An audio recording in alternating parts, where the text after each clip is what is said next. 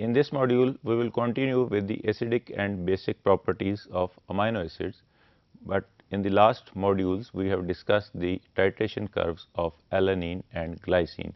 Alanine और glycine दोनों में एक ही अमाइनो ग्रुप है और एक ही उसके अंदर कार्बोक्सिल ग्रुप है. So there is no side chain and the properties due to the side chain are not available or not changeable in that two particular amino acids. तो इन दोनों के अमाइनो एसिड जैसे एलानिन और glycine है, इसी तरह के जो अमाइनो एसिड्स हैं जिनमें आर ग्रुप्स चेंज नहीं होता या आर ग्रुप्स अवेलेबल नहीं है या आयनाइजेबल नहीं है, उनका टाइट्रेशन कर्व जो है वो सिमिलर होता है जो के डिफरेंट अमाइनो एसिड्स हैं, इसी तरह के उनका इन्हीं तरह के अमाइनो एसिड्स के साथ सिमिलर टाइट्रेशन कर्व होगा. In this module we will discuss in detail the ionization of or the ionization curves of glutamate and histidine which have R groups or more than one carboxyl groups or amino groups which are having the different ionizable properties और उसकी वजह से उनके titration curves differentiate हो जाएंगे. All amino acids with a single alpha amino group and a single alpha carboxyl group and R group that does not ionizable, जो हमने पहले बोला है कि इसमें अल्फा अमाइनो एसिड है जिसके अंदर एक अल्फा कार्बोक्सिल ग्रुप है, एक अल्फा अमाइनो ग्रुप है और आर ग्रुप जो है वो आयनाइजेबल नहीं है. They have titration curves, these are resembling to that of glycine. These amino acids have similar although not identical pKa values. pKa of carboxyl group is in the range of 1.8 to 2.4. हमने last module में भी define किया था कि carboxyl group की pKa या pK1 जिसको हम डिफाइन करते हैं वो अराउंड 2 है, तो इसको हम रेंज में यहाँ डिफाइन कर देते हैं कि ये रेंज जो है 1.8 और 2.4 के दरमियान है. Similarly pKa of amino group हमने पिछले उसमें डिफाइन किया था अराउंड 10 है, यहाँ हम उसकी रेंज डिफाइन कर रहे हैं कि pKa of amino group is in the range of 8.8 to 8.8 to 11.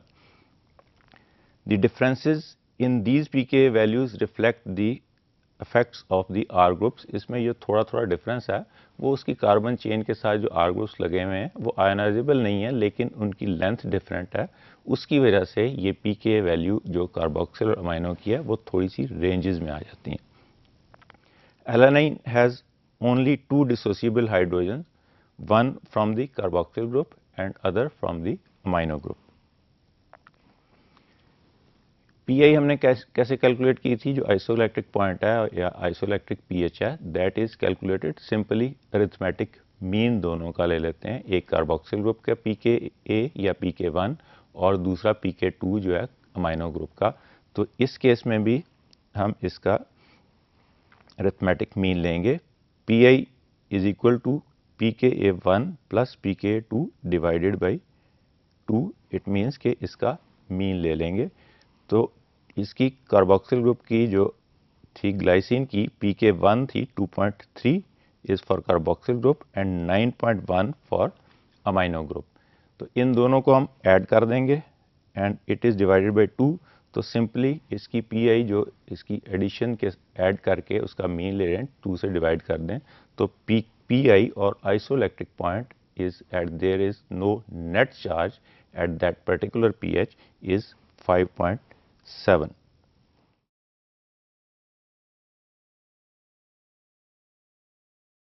Amino acids with an ionizable R group have more complex titration curves with 3 stages corresponding to the 3 possible ionization steps and thus have 3 pKa values. जिस तरह हमने define किया वहाँ एक carboxyl group है, एक amino group है, तो वहाँ 2 pKa वैल्यूज़ हैं जिसमें जहाँ के जिस तरह के और अमाइनो एसिड जो हम यहाँ डिफाइन करेंगे ग्लूटामेट है, इसमें एक और R ग्रुप लगा हुआ है जो आयनाइजेबल है या एक और कार्बोक्सिल ग्रुप है, तो इसकी 3 pKa वैल्यूज़ हो जाएंगी, 2 कार्बोक्सिल ग्रुप की और तीसरी अमाइनो ग्रुप की. The additional stage for the titration of the R group merges to some extent with the other two. अगर 2 कार्बोक्सिल ग्रुप हैं तो दोनों कार्बोक्सिल ग्रुप आपस में मर्ज हो जाएंगे और उनकी मर्ज होने से उसका वो अरिथमेटिक मीन जो है वो पीआई डिफाइन करेगा, जबकि वहाँ हमने डिफाइन किया था पीआई को एक कार्बोक्सिल और एक अमाइनो ग्रुप का। इसी तरह अगर नियर दो अमाइनो ग्रुप्स हैं तो उनका जो अरिथमेटिक मीन है वो हम लेके उसको डिफाइन करेंगे as pI. In addition each of the acidic and basic amino acid contains an ionisable group in its side chain. दो तो हमने डिफाइन किए, एक हर अमाइनो एसिड में एक आयनाइजेबल कार्बोक्सिल ग्रुप है, एक आयनाइजेबल अमाइनो ग्रुप है, लेकिन तीसरा जो ग्रुप है इन अमाइनो एसिड में वो R ग्रुप है जो आल्सो आयनाइजेबल है। Thus both free amino acids and some amino acids combined in the peptide linkage can act as a buffer। कि हमने पहले भी डिफाइन किया है कि जहाँ पे इसकी PK1 है उसके अराउंड जो है +1 pH और -1 pH जो है वो बफरिंग जोन है। इसी तरह हर अमाइनो एसिड का अपना बफरिंग जोन है और ये कुछ अमाइनो एसिड जबकि पेप्टाइड लिंकेज में होते हैं तब भी वो बफरिंग कैपेसिटी देते हैं। ए बफर, जिस तरह we have also already known that a buffer is a solution which resists in change in its pH when an acid or base is added. The isoelectric points reflect the nature of the ionization or ionizing R groups which are present. For example, glutamate has a pA of 3.22, considerably lower than that of glycine जिसकी 5.9 थी या 5.72 थी I think. This is due to the presence of 2 carboxyl group. हमने वहाँ define किया था glycine में एक कार्बोक्सिल ग्रुप है, एक अमाइनो ग्रुप है, लेकिन ग्लूटामेट में दो कार्बोक्सिल ग्रुप हैं। उसकी वजह से इसकी पीके जो है वो पीआई जो है वो एवरेज होगी दोनों कार्बोक्सिल ग्रुप्स को, उनको हम ऐड कर देंगे और उसका अरिथमेटिक लेंगे, अरिथमेटिक मीन लेंगे, which at the average of their pKa value that is 3.22 contribute a net charge of +1 that balances the -1 contributed by the amino group। हमने pI पे डिफाइन किया था, वो पॉइंट है जहाँ पे कोई नेट चार्ज नहीं होगा। Its pI can be calculated as follows: pK1 and second जो R ग्रुप की और सेकंड कार्बोक्सिल ग्रुप की pK है उसको हम pKr से डिफाइन कर देते हैं। इन दोनों को हम ऐड कर देंगे और उसका हम अरिथमेटिक लेंगे, अरिथमेटिक मीन लेंगे pK1 एंड pKr। जहाँ वहाँ हमने किया था ग्लाइसिन में pK1 एंड pK2 जो दोनों एक कार्बोक्सिल ग्रुप था, एक अमाइनो ग्रुप था, लेकिन यहाँ दो कार्बोक्सिल ग्रुप हैं ग्लूटामेट पे, इसलिए इसका pK1 और दूसरे को हम pKr कह देंगे। तो यहाँ हम दो अमाइनो के नहीं लेंगे, दो कार्बोक्सिल के नहीं लेंगे, एक अमाइनो और एक कार्बोक्सिल का नहीं लेंगे, जो दो कार्बोक्सिल ग्रुप हैं उनका अरिथमेटिक मीन लेंगे।